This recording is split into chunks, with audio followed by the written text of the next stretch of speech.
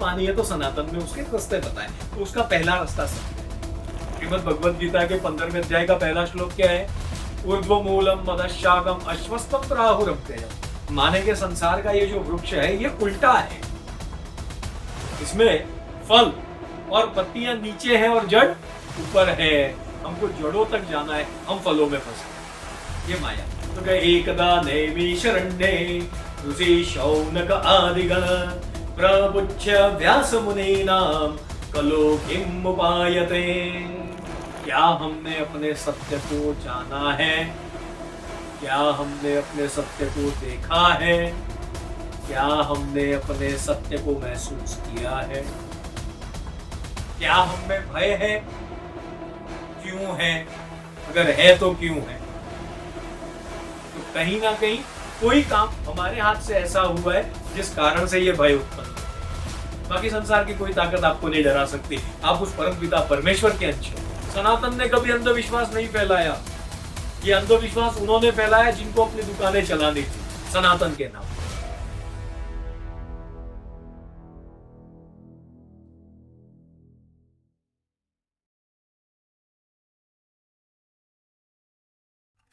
पांच कर्मेंद्रिय, पांच ज्ञानेंद्रिय। अब सबसे पहले ये कथा कहां से शुरू होती है? तो कहे एकदा नैमि शरण्ये ऋषि शौनक आदिगण प्रपुच्य व्यास मुनीनाम कलो किम उपायते। माने नैमिषारण्य नाम के वन में हजारों ऋषि बैठे जप तप यज्ञ कर रहे हैं सृष्टि के सकारात्मक ऊर्जा को बनाए रखने के लिए। और वहां पे व्यास जी आते हैं, सूत जी आते हैं, एक्चुअली में सूत जी आते हैं। सूत जी जो है उनकी उम्र बहुत कम है, शारीरिक आयु उनकी कम है, तो और सारे ऋषियों की आयु बहुत बड़ी है। फिर भी वो सूत जी का आदर सत्कार करते हैं, अपने से बड़े आसन पे सूत जी को बिठाते हैं और फिर सूत जी से ये प्रश्न पूछते हैं कि आगे कलयुग आएगा, लोगों के अंदर, लोगों के पास आयु तो कम होगी, पाप बहुत ज्यादा होगा, तो ये ऐसे में मानव पुण्य कहां से कमाए और कैसे ये मतलब इसका उद्धार कैसे हो जीव का, ये प्रश्न था नैमिषारण्य में। ठीक है, अब नैमिषारण्य क्या है? कोई कहता अयोध्या में है नैमिषारण्य नाम का वन, ठीक है जियोलॉजिकली आप ठीक है। अभी तो मेटाफोर में क्या, तो कि ब्रह्मा जी के पास ये सारे ऋषि गए थे जब सृष्टि की बनाई गई, ब्रह्मा जी के द्वारा बनी है सृष्टि, ब्रह्मा जी के पास ही जाना होगा। ब्रह्मा जी के पास गए और कहा कि आपने सृष्टि तो सारी बनाई, अब हम एकाग्र होकर के कैसे हम ईश्वर यजन करें। तब ब्रह्मा जी ने एक चक्र छोड़ा और कहा कि ये चक्र जहां रुक जाए वहीं आप बैठ करके ये करना, तो वो नाम नैमिषारण्य। माने कि वो चक्र कौन सा, तो कि हमारे मन का वेग। पांच कर्मेंद्रिया, पांच ज्ञानेंद्रिया और ये 11वां आया मन, ये मन का वेग। जहां ये मन माया से दूर होकर के ईश्वर में लग जाए वही नाम नैमिषारण्य। अब आपके स्नान घर में बाथरूम कहते हो जिसको, स्नान करते करते अगर आपको भगवान की स्मृति आ जाए, भगवान की प्रेरणा आ जाए, भगवान याद आ जाए, तो आपका बाथरूम भी नैमिषारण्य है, मन रुक गया। और आप मंदिर में बैठे हो, देखते हैं हम तो पंडित है, मंदिरों में ही रहते हैं, आप आते हो मंदिरों में, दर्शन भगवान का कम करते हो, व्हाट्सएप पे मैसेज ज्यादा चेक करते हो। वो मंदिर भी नैमिषारण्य आपके लिए नहीं हो सकता। आप सोशल मीडिया में लगे हुए हो, वहां पे भी आपको वहां पे भी रील्स बनानी होती है, आपको भगवान कहां मिलेगा, लाइक्स मिल जाएंगे, कोई दिक्कत नहीं है। तो ये सब कॉन्सेप्ट ही अलग चल रहा है कुछ दुनिया में और हम थोड़ा सा अलग चल रहे हैं। हमारा जो अलग थलग है वही आपके सामने रखने आए। तो सत्यनारायण व्रत कथा, तो जब सूत जी ने ये प्रश्न, सूत जी को ये प्रश्न पूछा गया, तो सूत जी ने कहा कि ऐसा ही प्रश्न एक बार श्री हरि नारायण से देव ऋषि नारद जी ने पूछा था। अब देव ऋषि नारद जी बहुत बड़ी पर्सनालिटी है, हम लोगों ने क्या कर दिया, टेलीविजन तो उनको कार्टून कैरेक्टर बना करके दिया। यहां वहां की लगाता है तो के नाम नारद, पाप लगेगा। जब हमको जीवन में समस्या आती है मनुष्यों को, हम कहां जाते हैं? जन्म कुंडली लेकर के पंडितों के पास। तो ये कौन हो गए? ये मनुष्य के ऋषि हो गए। अब देवताओं को जब संकट पड़ता है वो नारद जी के पास जाते हैं, वो देवताओं के ऋषि हैं। कितना बड़ी पर्सनालिटी है। सत्यनारायण भगवान की जितनी भी तस्वीरें आपने देखी होंगी, नारद जी नारायण के बगल में खड़े मिलेंगे आप, अलग थलग नहीं है वो। इतनी बड़ी पर्सनालिटी, जन कल्याण के लिए सतत जो चिंतन करता है वो बड़ी पर्सनालिटी है। रुपया पैसे से बड़ा छोटा ना होता कोई, वो आज है धरा का धरा, और फिर वो इसलिए कहते हैं ना कि धरा का धरा पे धरा का धरा रह जाएगा, कोई नहीं ले गया। समझ रहे हैं? मुक्ति पानी है तो सनातन में उसके रास्ते बताए, तो उसका पहला रास्ता सत्य है। तो ये सत्य कैसे ग्रहण करें? क्योंकि पहला ये कथा कैसे को मिली? क्योंकि जब नारद जी ने नारायण से पूछा था, तब नारायण ने सत्यनारायण व्रत कथा ऐसा बताया। तब नारद जी को और कौतुक हुआ, उन्होंने कहा पहले भगवान किसी ने की है ये? भगवान ने कहा हाँ, काशी नगर में शतानंद नाम का एक मेरा ब्राह्मण था जो मेरा भक्त था, ऐसा भगवान कहते हैं। वो के 4 घर भिक्षाटन करता था, जो मिला सो उसमें संतुष्ट रहता था, न मिले तो एकादशी करता था, माने उपवास कर लेता था, माने वो संतोषी था। अब ये एलिमेंट्स खा गए हम, करप्शन बहुत आ गया ना कलयुग आते आते। तो शतानंद ब्राह्मण, अब शत आनंद माने के 100 प्रकार के आनंद में रहने वाला, वो कहां से भिखारी या गरीब होगा? रॉन्ग पब्लिसाइज किया गया, ठीक है, जिसने जो किया। क्या बोला? दरिद्र ब्राह्मण था। दरिद्र कैसे हुआ? भगवान कह रहे हैं कि मैंने जाकर के उसको बताया, तो भगवान स्वयं जब उसको मिलने आए, वो दरिद्र कैसे होगा? थोड़ा सोचना होगा ना। सब लिखा है तो उसको मैंने कहा ना, जैसे मंथन करना पड़ता है। दूध में है घी, पर ऐसे दूध से घी ना निकलेगा, उसको उबालना पड़ेगा, मलाई लेनी होगी, स्टोर करनी पड़ेगी, फिर मथना पड़ेगा, फिर मक्खन लेना पड़ेगा, फिर गर्म करना पड़ेगा। प्रोसेस। हम प्रोसेस से दूर हो गए। हम वो अंधविश्वास, सनातन ने कभी अंधविश्वास नहीं फैलाया। ये अंधविश्वास उन्होंने फैलाया जिनको अपनी दुकानें चलानी थी, सनातन के नाम पे उन्होंने फैलाया, सनातन ने नहीं फैलाया। और किसी दिन लेंगे, विषय अच्छा है वो भी। तो इसी प्रकार जब नारद जी को बताया भगवान ने कि शतानंद नाम का ब्राह्मण था और वो रोज भिक्षाटन करता था, और एक दिन भगवान ने साधु का रूप धारण करके उस ब्राह्मण के पास गए, उसको बताया कि मैं तुझे एक ऐसी पूजा बताऊं, एक नई पूजा बताऊं, एक नई तरीके की पूजा, एक नए तरीके की कथा बताऊं, तो शायद इससे आपको भोग भी मिलेगा और मोक्ष भी मिल जाएगा। अब ब्राह्मणों का काम है रोज पूजा करना, रोज वो की वो पूजा, रोज वो का वो समझाना, रोज वही होता है ना, सेम है ना। तो किसी दिन कोई आकर के कहे कि ये कुछ नया है, तो इंटरेस्ट जगेगा, हर एक में जगेगा। तो ऐसा ही वो शतानंद ब्राह्मण में भी जगा। तो माने भगवान सबसे पहले किसको मिले? शतानंद ब्राह्मण को। अब ब्राह्मण कौन है? अब ये मेटाफोर समझो। 100 प्रकार के आनंद में रहने वाला कौन है? आत्मा। परमात्मा सबसे पहला आत्मा को मिलेगा। श्रीमद् भगवद गीता के 15वें अध्याय का पहला श्लोक क्या है? ऊर्ध्व मूलम मदशागम अश्वत्थम प्राहुरव्ययम। माने के संसार का ये जो वृक्ष है ये उल्टा है, इसमें फल और पत्तियां नीचे है और जड़ ऊपर है। हमको जड़ों तक जाना है, हम फलों में फंस गए, ये माया। तो आज हम थोड़ा उल्टा चल रहे, फिर हम आत्मा से इंद्रियों तक जाएंगे। दो पहले किसको मिले? शतानंद ब्राह्मण को। शतानंद ब्राह्मण माने आत्मा। अब रात भर ये सो नहीं पाया, इसको मुक्ति की कामना होती है, उसको कहां नींद आएगी? तो ये शतानंद ब्राह्मण ने भी दूसरे दिन भगवान का पूजन किया, और बाकी तो कथा आपको जानते ही हो सारे। तो ये शतानंद ब्राह्मण। दूसरा किसको मिले भगवान? तो वे भगवान मिले साधु नाम के वैश्य को, पर साधु नाम के वैश्य को नहीं मिले दूसरा, तुरंत मिले एक लकड़हारे को, जिसको प्यास लगी थी और वो अपनी प्यास बुझाने के लिए दर दर घूम रहा था। उसने देखा किसी का द्वार खुला है, वही ब्राह्मण का द्वार खुला था ना। जिसमें सेवा का भाव है वो नाम शूद्र। सर्टिफिकेट लगाने से शूद्र नहीं होता कोई। ब्राह्मण कौन है? तो कि जो पढ़े और पढ़ाए।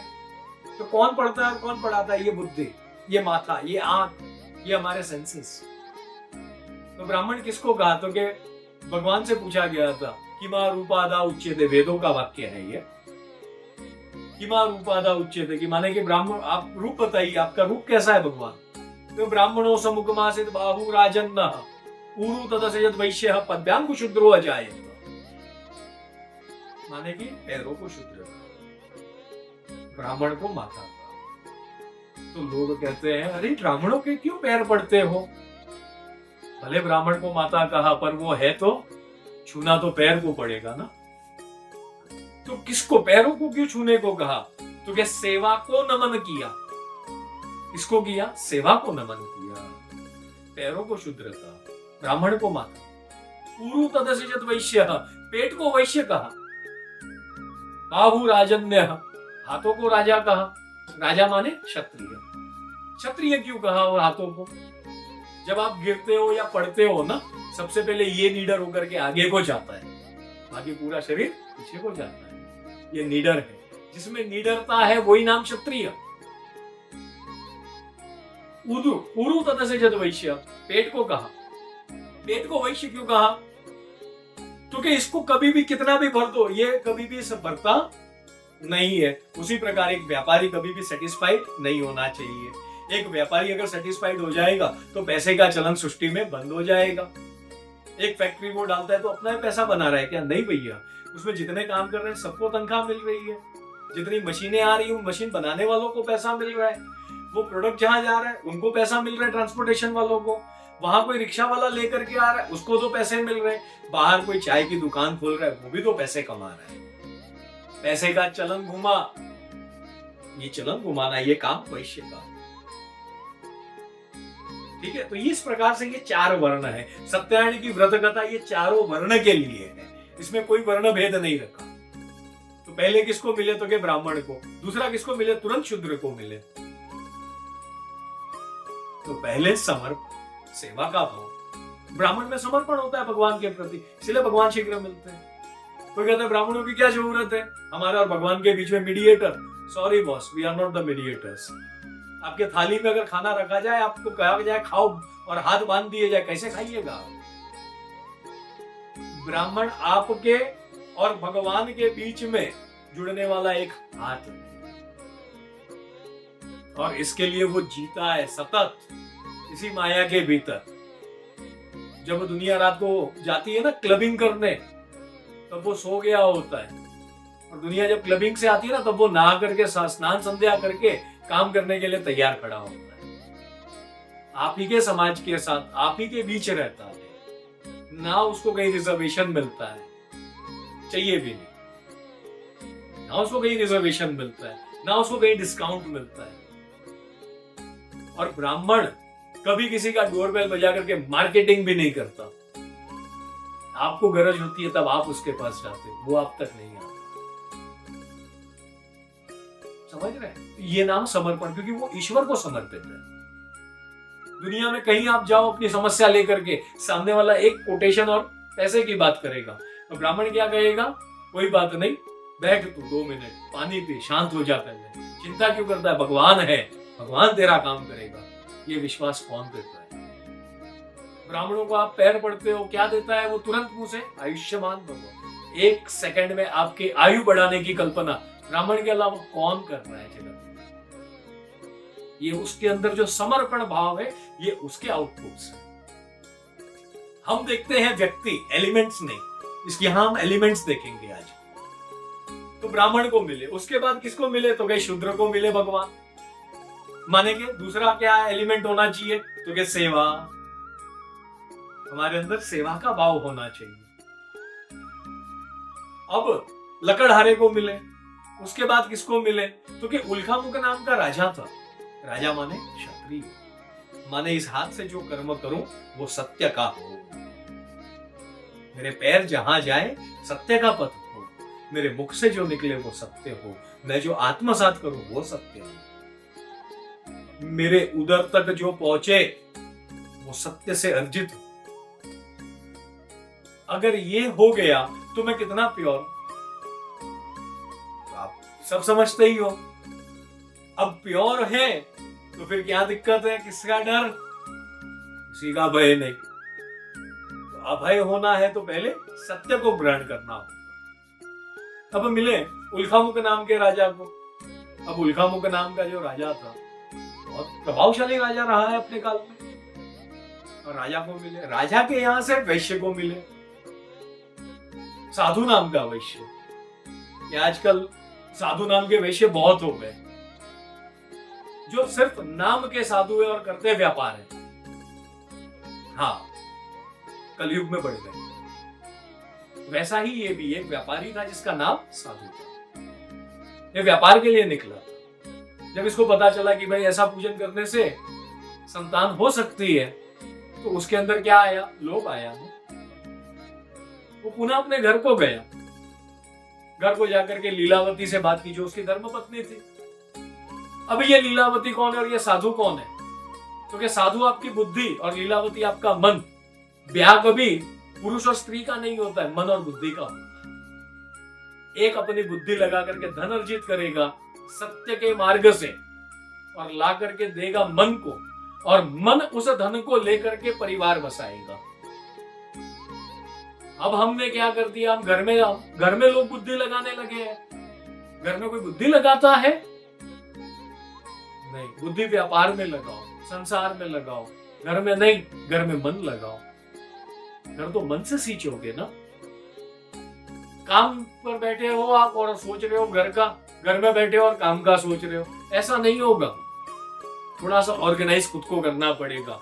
पता नहीं जिंदगी की कौन सी दौड़ में हम दौड़ रहे हैं। अच्छा, पहुंचना कहाँ है ये भी नहीं पता, दौड़ रहे हैं। सब दौड़ रहे हैं तो हम भी दौड़ेंगे। अरे एक क्षण रुक जाओ, विश्राम ले लो, विचार तो कर लो। उसी विचार को समझना है सत्यायन की व्रत कर। तो वैश्य जो है वो माने क्या है, कैलकुलेटिव। कैलकुलेटिव कौन है? तो क्या बुद्धि।